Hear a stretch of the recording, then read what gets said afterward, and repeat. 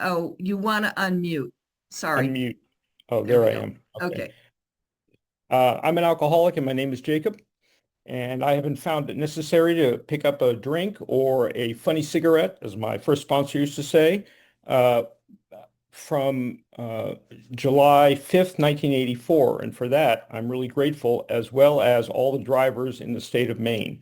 Um, so I moved, the reason I moved to Maine, well, let me go back here.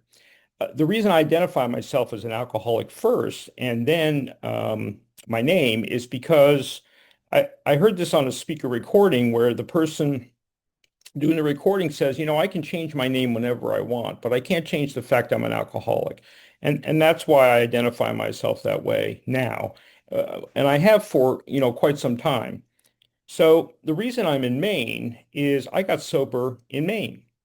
And through a whole series of events and crises, caused by myself, I know that's a big shock to alcoholics, that I ended up in the state of Maine and got sober here, actually in southern Maine, in a little town called Springvale, Maine, which is about 20 miles from Rochester, New Hampshire. So it's kind of in that little part of Maine that kind of goes like this. I know that doesn't make any sense.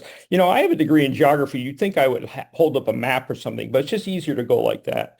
So I got sober in southern Maine, and so I sort of had this affinity toward Maine. And when I left the state after, I don't know, 13, 14 years, and of course I wasn't sober the whole time I was there. Um, I've always sort of had this dream that I want to go back to Maine. And I want to go, and because that's really where my life started. And my first sponsor or trusted friend was John Pierce and his wife, Maureen Conlon Pierce, who just passed away at the age of 97. And she was sober for 48 years.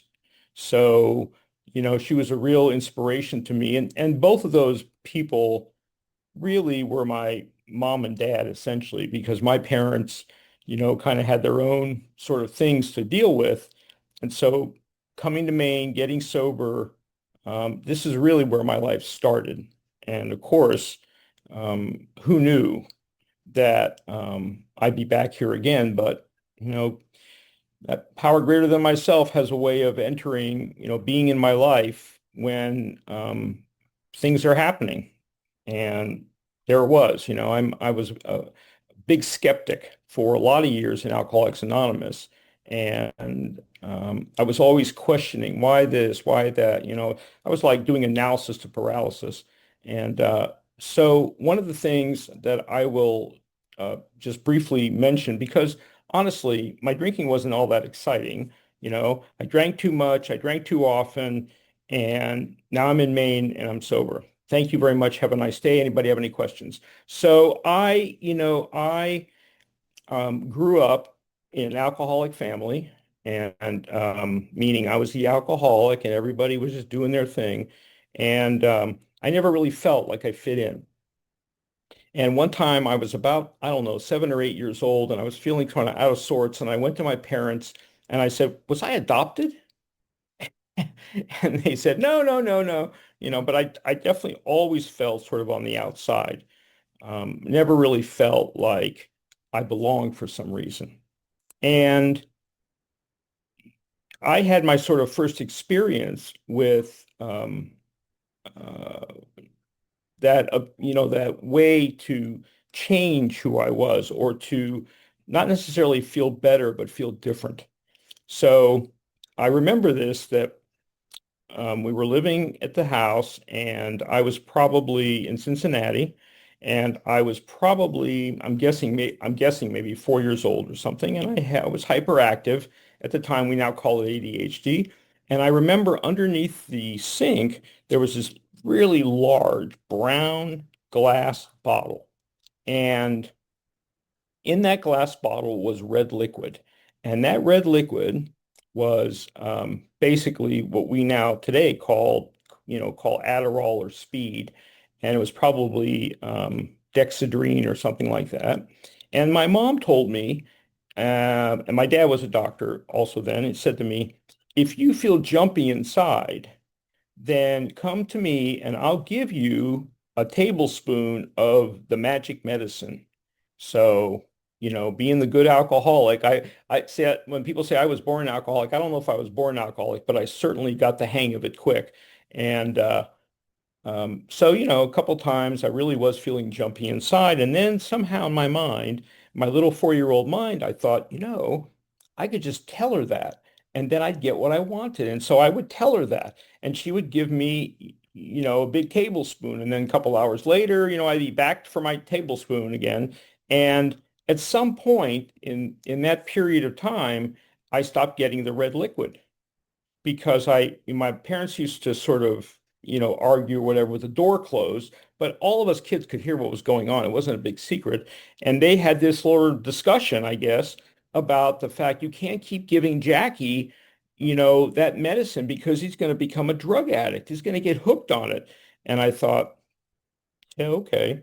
So here I am. And anyway, so what happened is that time went on. And as you know, some of you know, I went to summer camp and all that. And I had my bar mitzvah. And I ended up downstairs in the where they had Hebrew school.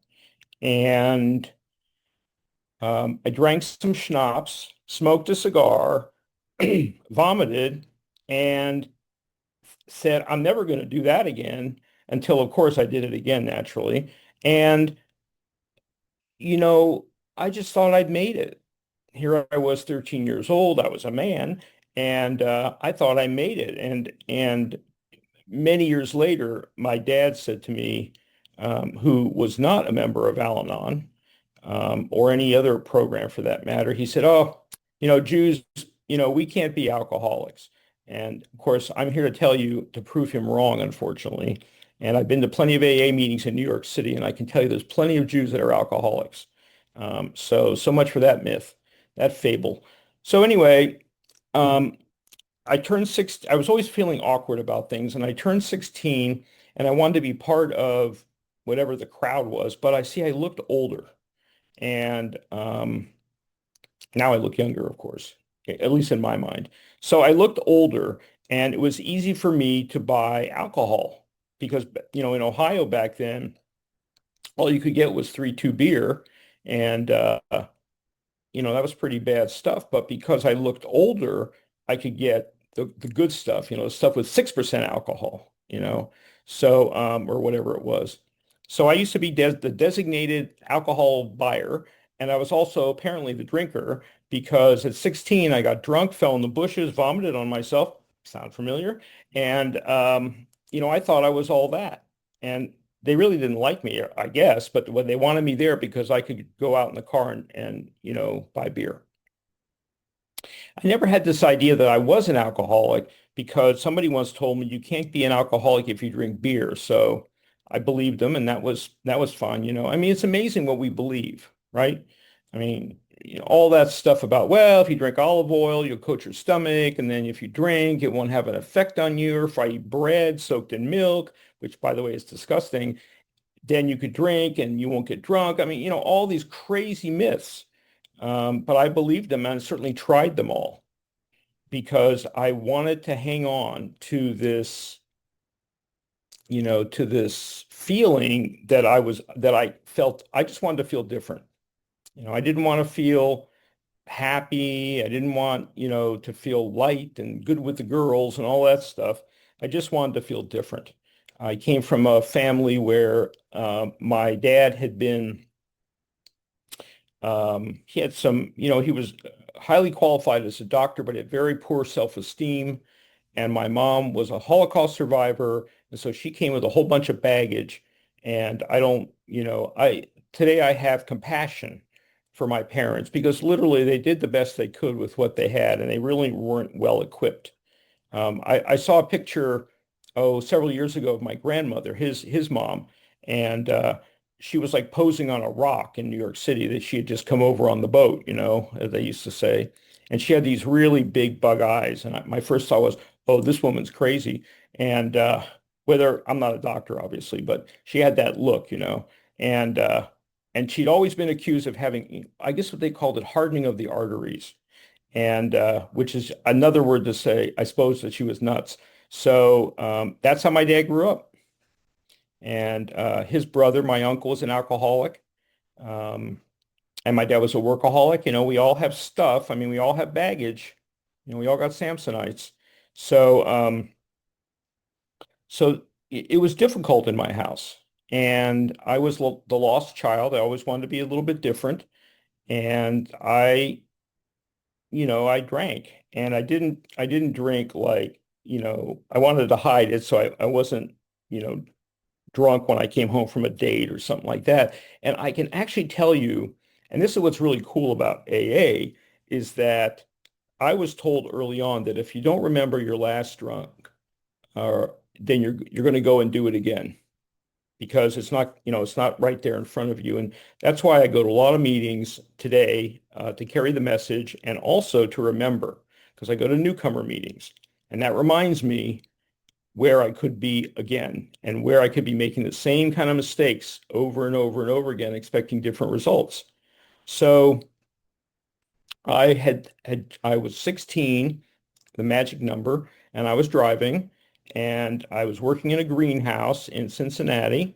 And the guy that was our supervisor he was like I think he was like a freshman in college, and we just thought he was like all that. And so we went to this bar, this local bar, um, and it was, that old kind of bar where you stand at the bar and put your foot up on that, that railing, right? And then it was real slick on top so they could slide the mugs down to you. It was like a place like that. Believe me, over time I went down in quality. So that was like the best place I ever went to. And I got this beer bottle, and it had the little, rivulets, of sweat rolling down, the condensation. I honestly thought I made it, I made it. And now I'm gonna become a gentleman drinker. I don't have to hide it anymore. I wasn't the right age. You had to be 18 in Ohio. I was 16. So, I was already being clandestine about it. But I had that beer and I thought, you know, that was so good and it's so hot outside. I could have another one. I was already starting and I didn't know it. Then I had another one. So I had three. And then I got in the car and drove home. And I really don't remember the ride home. So there I was already practicing. And it didn't really take much practice because I was pretty doggone good at it, unfortunately. Time went on. I went to college. I went to Kent State. And my drinking really took off. In fact, and that's where I got into drugs because they're part of my story. I got in smoking dope, and it was let's see what it was, the early 70s, and uh, and my parents dropped me off at the dorm. And as they were leaving the parking lot, I mean, they're waving at me, and as they left the parking lot, they went around the corner, and I already had a joint in my hand and with the beer. They weren't barely out of sight, and I was already, living the life the way I wanted to. And um, I made it all the way through college. I graduated. I went to you know, graduate school and in Washington, University of Washington. And there it was, I learned about how to sell dope, and be everybody's pal. And just so you know, we never sold anything because it all went up in smoke, before it actually sold to anybody. And I was certainly drinking at the time. And because I was a poor student, I spent most of my money on beer. Um, and I got so, bad with money and food that I was at the kind of at the end of the month before I got some more money, I was eating, I know this is bad, I was eating pumpernickel sandwiches with a big slice of Bermuda onion on it and ketchup and drinking. I mean, it sounds really like a palatial splendor, a banquet almost, but I had money to spend on booze. Always had money for that. didn't have money for food. And that's when I started taking speed to stay awake at night so I could study in graduate school. It never really occurred to me, of course, that I could actually not drink, go to bed early, get up in the morning, go to school, and not take speed. It's never occurred to me, that I could do that. I just thought I needed to drink so I'd feel better. I'd fit in. And I met a woman there, and I thought that, if I married her, then all my problems would be solved, you know because she was in AA, sort of. And I said, I'll go to AA, because in my mind, it was already the alcoholic mind. I was already thinking, if I go to AA with her, she'll like me better, But I had no intention of staying. In fact, I would drop her off at the meeting at this fraternity row in the University of Washington, and I would go back to the car. I would say to her gallantly, I'd say, I'll go get the car. And then I would walk down the street, get to the car. By the time I got to the car, I was already thirsty. And so I'd have a beer that was underneath the seat, and then I'd feel so much better. I would just feel relaxed, and it was like, it was like being wrapped up in a warm blanket. That's how I felt at the time. Alcohol, had created some problems for me, but they were ones that I could manage, at least so I thought. And at some point, fast forward, I somehow, got out of school and eventually ended up in Boston by manipulating my then wife, the same woman, and into, you know, she had all of her friends were in Seattle, but, I was able to manipulate her into moving to Boston, clear across the country, where she knew nobody. And for me, it was a geographic cure. So I lived in Boston. I worked in Woburn, Mass. And then through by hook or by crook, I ended up in Maine, where I hit bottom for the first time. And I also had issues with when I drank at a restaurant in Boston and other places, I would immediately go into major panic attack mode. And I would have to go to the car and lay down because the world was spinning out of control. And I knew that I was spinning out of control in my mind, but I had it all rationalized that I was stressed from working and I needed more rest. I had every excuse. I was way too smart for my own good. In fact, I like to tell you this, that, my great intelligence nearly killed me because I thought if I could just figure this out, I could get a handle on it. If I could just figure this out. And I, of course, as most of us know, I couldn't figure anything out because I tried to use my diseased mind to fix my disease. And I can tell you that doesn't really work that well. You know, it's like, putting a flat tire on your car, looking at it hard enough, maybe it would become inflated. Or, having an issue with the bathroom, put the seat down and say, it's not going to come up. It's not going to come up. And then, of course, obviously it does, and you can't run away, especially if you're in somebody's house. So, it was just this crazy idea that somehow I could figure it out. If I could just figure it out, it would be okay. And of course, I spent years trying to figure it out, and I could never figure it out. You guys know that, and I know that today.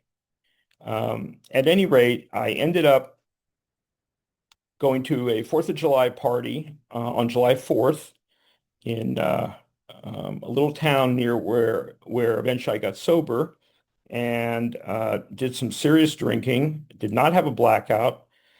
Had I guess what I would call a gray out.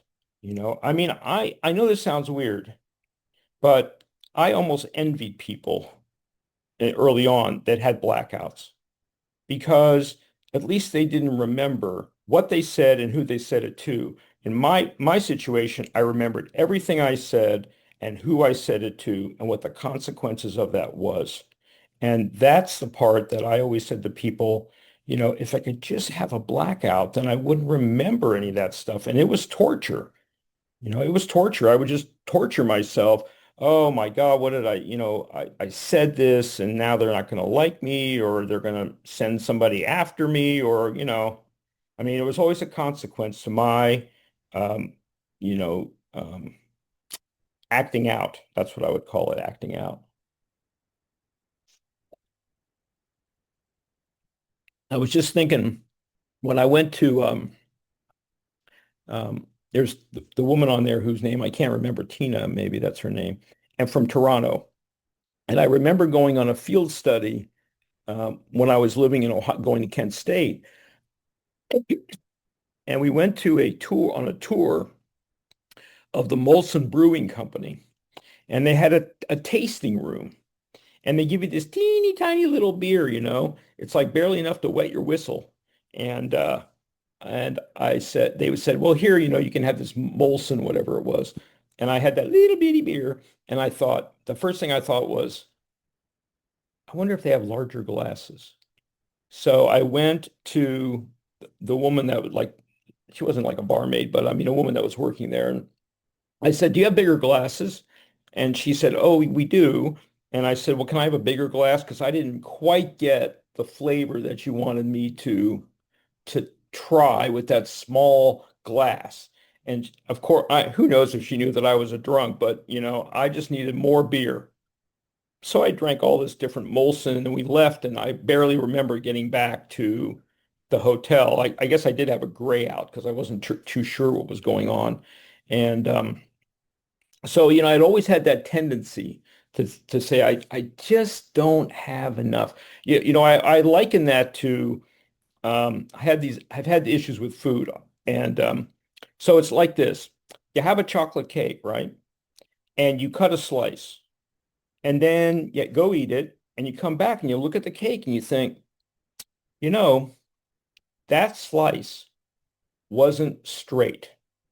I need to help the next person by making that slice straight. So I would cut, another slice. And then I would eat that and think, you know, that side's straight, but the other side of that triangle is not straight. So I need to help others by cutting it straight. That was my whole thinking process about drinking. I'm going to help other people because I'm not going to let them drink very much because I'm going to stand by the keg and I'm going to be able to see how much they drink and not give them very much because they'll be out of control. It was more about don't drink too much because you won't leave enough for me. And so that's kind of, how I live my life. And I lived my life with mediocre. I was satisfied with that. And I was the kind of guy that said a 70 and a 100 are exactly the same. I'm passing.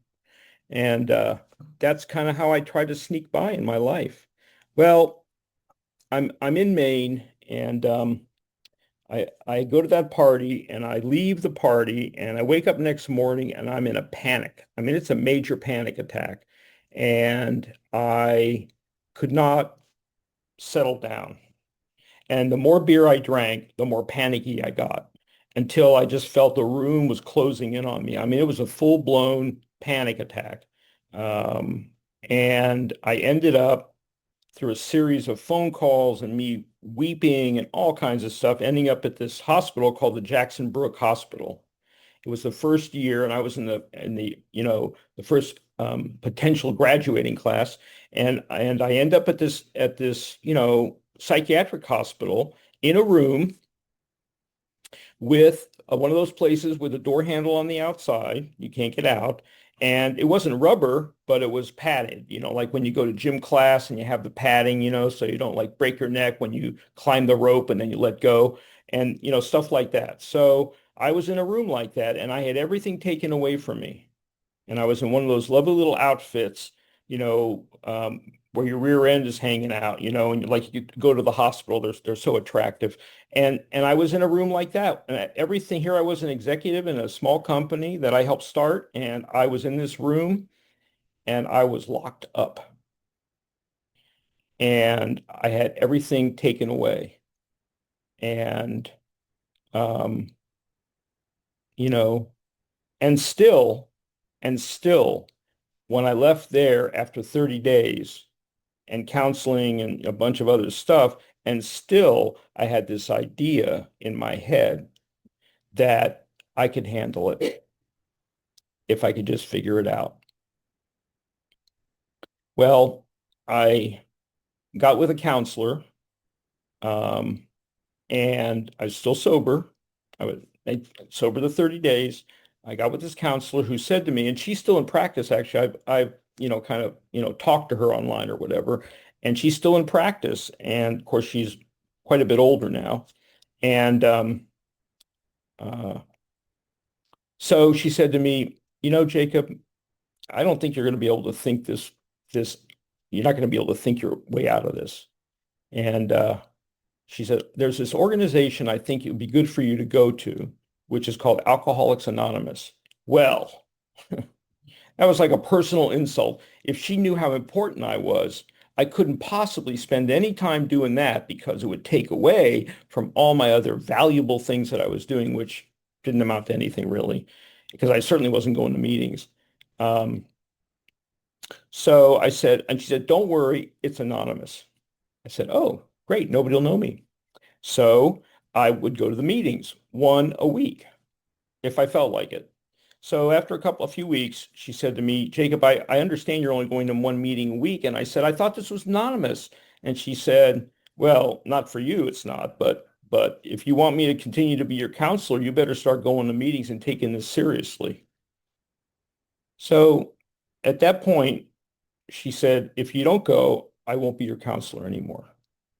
And that scared me because I didn't know what I'd do.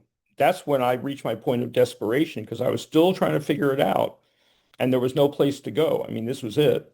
And this, I got told, and something inside me said, you got to do it. You got to make a change.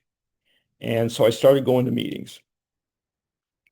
And what happened was I got bit by the AA bug. I loved going to meetings. I loved seeing people. I didn't really chatter away like I am now. I just sat there. And eventually, through a series of events, that higher power, intercepted me.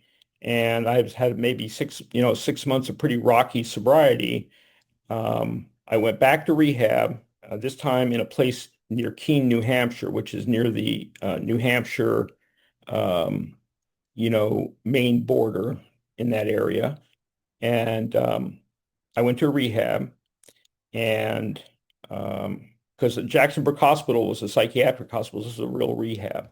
And when I got out of there, I was having lunch with my then wife, and I had been sitting next to a guy at an AA meeting in Wells, Maine, and that time you could smoke in the meetings. That tells you how long ago it was. And I was there with my, I hadn't had a drink, but I was there with my tweed jacket with my elbow patches and smoking a pipe, looking cool and, um, looking like I got it all together. And there was this guy sitting next to me, John, and he said, I'd really like it if you don't smoke. And I said, of course, I was going to give him a smart ass answer, and I didn't for some reason. And I said, okay. And I just put it, because I wanted him to like me. I don't know why. I wanted everybody to like me. So time goes on. We go to go to eat. And my then wife says to me, I think it might be good for you to have a sponsor. Now, she was in AA, didn't go to meetings, didn't have a sponsor, but, I said, okay. And so we're standing in line to pay our tab, and there was nobody else there. It was late in the afternoon. And she said, what about asking that older guy? She brought up again. I said, oh, I'll ask him one day. And I heard a voice, not like I was in my back seat. I heard this voice, and the voice said, how about now? And I turned around and it was him. And he was standing right behind me with his wife. And then I was caught. I had to do something, and I said, oh, and I said, okay, okay, yeah, will you be my sponsor? He said, you know what, Jacob? He said, I'll be your trusted friend. Because that's what it says in Alcoholics Anonymous in the big book, to find a trusted friend. And John became my trusted friend. And he became more dear to me than anybody at that time of my life because I was floundering. I was drowning. And I wasn't drinking, but I was miserable. So John became my trusted friend. And the first bit of his trusted friendship was that he told me, I don't want you talking at a meeting for 3 months. Now, I was a good alcoholic, I was a newcomer, and all I could do was say, okay, or he would say, we're going to a meeting tonight. We'll be by to pick you up at such a time. And all I could think about was saying was like, okay. So, I didn't realize that you could say no. I just thought okay was the way it goes. And so John would go to meetings with a guy I learned, a very good friend of mine, Dan Allaire, who's now gone, and from Maine, and we would go to meetings in Rochester, New Hampshire. And so, being the fact that I was so anal retentive and OCD, at the end of 3 months, I said, well, the 3 months is up, 90 days. I should be able to talk. And he says, well, I don't think you've learned enough yet. Another 3 months. So we got to a year, and finally said, tonight, when we go to the meeting in Rochester, you can speak. Oh my God, I was gripped with fear. What am I going to say? What am I going to say? What am I going to say to these people to impress them? And I got up, I was picking up my year medallion, and I said, I'm Jacob, I'm an alcoholic, and I sat down. That was all I could muster. And John said, I really liked what you said tonight. And I said, well, I didn't say anything. He said, that's what I liked. So anyway, life is good, and life went on. I worked the steps. John was big in service. So at the Kennebunk meeting, which was my home group, I would, he said, I want you to be a greeter. And I said, I don't want to greet anybody. He said, I don't care. So, he was nice about it. He put his hand on my shoulder and say, I don't really care. I mean, how could you be mad at somebody like that, really? I was a whopping 29, and he was probably, by that point, he was in his 50s somewhere. He had 20 years sobriety, and I had, 6 months of rough sobriety. So then, they had the business meeting, and I got voted to be the ashtray cleaner. And of course, I went to him and I said, John, they want me to clean ashtrays and I don't smoke. And he said, what do you think he said? I don't care. So, he did it with kindness. He killed me with kindness. And so I cleaned ashtrays and I set up chairs and I did service work. He was huge into service work. And today I still do service work after 40 plus years of sobriety. I mean, service work is really, really important to me. It's the way I stayed sober. Anybody I have ever known that has really gotten involved with service of any kind in Alcoholics Anonymous has stayed sober, because I don't do it, for honestly, I really don't do it because I want somebody to think that I'm a good person. I do it because it keeps me sober. It keeps me involved, you know. So I became the coffee maker at one point, and anybody's been the coffee maker, that person is like the end of the barb. Everybody's got a better way to make coffee. And so somebody came to me, and of course, I was all at Twitter, and somebody came to me and said, I don't like this coffee, I don't like this coffee. So I went back to John. I was boo-hooing, and he said, well, suggest to him that maybe he could run for coffee maker next time if he didn't like it so bad. So that's what I did. Next business meeting, I nominated him for the coffee maker. He said he didn't want to do it. They loved the coffee. And so I was a coffee maker again for another 6 months. And never heard a word after that. So, time went on. I stayed sober. I got more involved in service work. And pretty soon I decided it was time to make a geographic cure. So during that whole time, I was working for a company in Sanford, Maine, where the owner was a drunk. I learned about humility. I learned about how would you treat a sick friend. I learned about, helping others without somebody seeing me. I learned all about that stuff. And those things really helped me, and they helped me stay sober. So I moved to Joplin, Missouri, and really kind of the belt of the Bible Belt and the belt buckle. And I promptly figured out nobody was there. Nobody knew me, right? I could do what I wanted. I mean, I just hadn't learned yet. And I didn't drink, but I'd stopped going to meetings. And you can bet that I got just as sick as sick could be without going to meetings. I mean, it's amazing to me. I never drank, but I got fired from a job, um, and I had to go find something else to do. It didn't take long, and because I was so important to tell everybody how important I was, and you couldn't live without me, blah blah blah. So I got fired, and then I sold insurance for a while. That, didn't work out either, and that's just not my thing. And then I um, ended up becoming a school teacher. That was the best thing that ever happened to me, short of not drinking. Because then I got to see, sadly, because I was a special ed teacher and worked with kids with behavior issues. And I got to see me in reverse. Who wants to hold up a mirror to themselves, right? I mean, really. And that's really what the four steps about is holding that mirror up to yourself and then identifying it and talking about it. I mean, who really wants to do that? Uh, but it's necessary. So I became a school teacher, a special ed teacher, working with kids with all kinds of disabilities and disorders, a lot of behavior.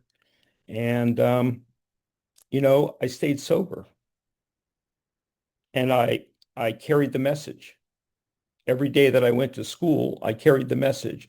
And when I would be angry at the kids and I'd say something like, this isn't rocket science. And one of the kids said to me, well, Mr. Schnurr, it is rocket science to us. This is a kid with 70 with a 65 IQ, and which society can't wait to throw away. And these kids had more knowledge, more experience, more pathos than any people I ever met, you know.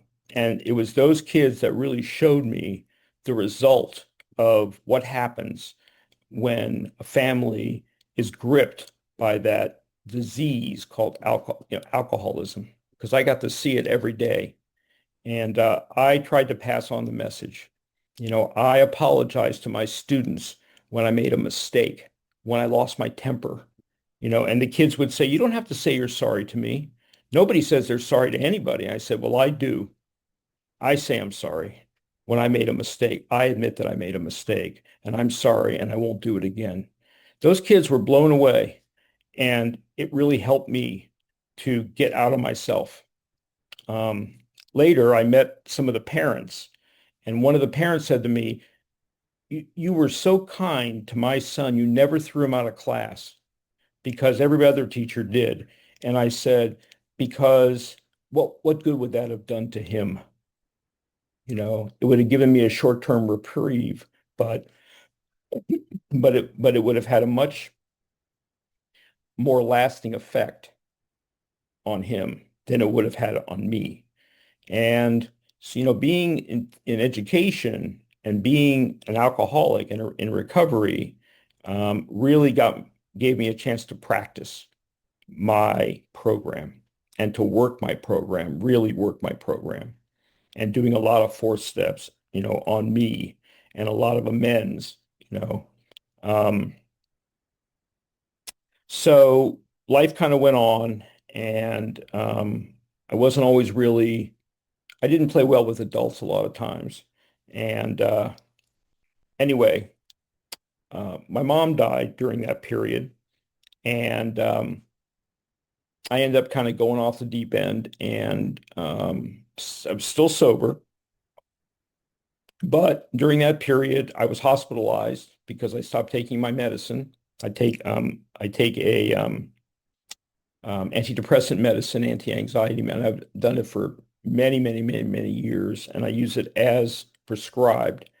Um, and for what I know, the reason was that particular medicine has an effect on male equipment. That's all I'll say about that. I'm trying to be nice about it, not be weird about it. And anyway, I thought if I stopped taking it, I'd be the next hot and Latin lover. And all it did was and put me in the hospital. That's what it did. It put me in the hospital, in another psychiatric hospital. And the people that came and visited me were dear friends of mine. And they said, "Oh, thank God you're here. We thought you went out drinking. So there you go. I mean, that tells you a lot about Alcoholics Anonymous. I mean, and they were the only ones that came to visit me. And they were worried that I'd been drinking. So, oh, that's my pacemaker. No, I'm just kidding. It's not my pacemaker. So anyway, it's the dryer. So I was back on my way to recovery, um, and I ended up teaching in Carl Junction, Missouri.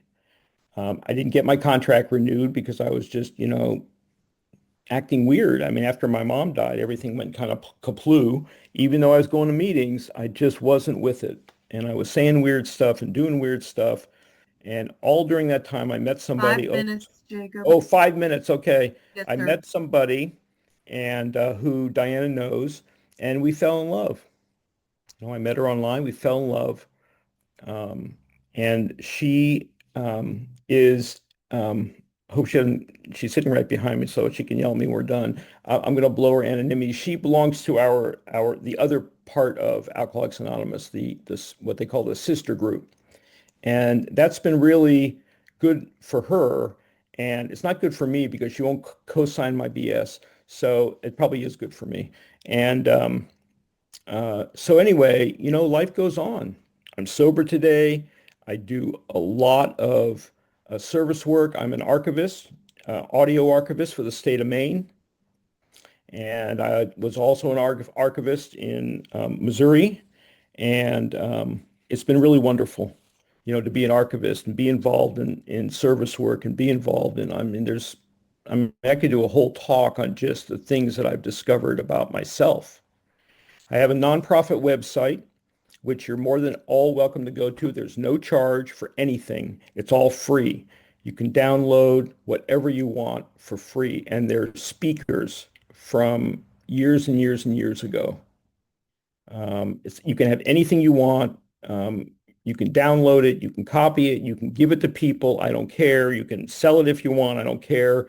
But without that, it would be difficult. When you get to a certain number of years, and I see it here in Maine. A lot of people say, well, I've got 40 years, 50 years, whatever. I don't need to go to meetings anymore. I can tell you if I don't go to meetings, and my partner can tell you if I don't go to meetings, I'm a lunatic and I've got to do something. So I have to go to meetings. And I love going to meetings because the last thing I'll say is that John said to me, after you pick up your first year medallion, if you're lucky enough to do that and you work a program, it's not about you anymore. It's not about you anymore. It's about everybody else. It's about carrying the message. That's my singleness of purpose today, is to carry the message to the sick and suffering alcoholic inside and outside these rooms. And for that, I am truly, truly grateful. And I am honored to have been asked to speak here this evening. Thank you.